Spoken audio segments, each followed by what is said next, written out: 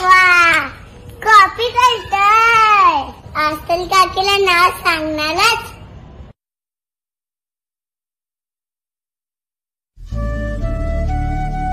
बाबा त्या दिवशी काय बोलत होते ते माहितीये?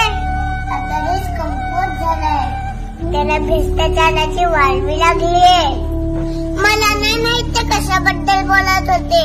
बाबा मला बोलले, श्रीजा आपण आपल्या फायद्यासाठी भ्रष्टाचाराला खतपाणी घालायचं नाही. मला ते पण नाही समजलं. पण तुझी कॉपी सीमा काकीला सांगू नये म्हणून तुझी कॅडबरी मला दिलीस ना, तेव्हा मला समजलं ह्यालाच भ्रष्टाचार बोलत असतील. काय तुला मला एक कॅडबरी नाही मिळाली तर पण कॉपी करून तुझं नुकसान नक्कीच होईल.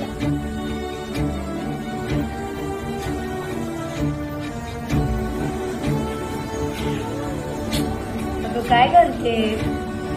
बाबा बोलतात भारताचं भविष्य आपल्या खांद्यावर आहे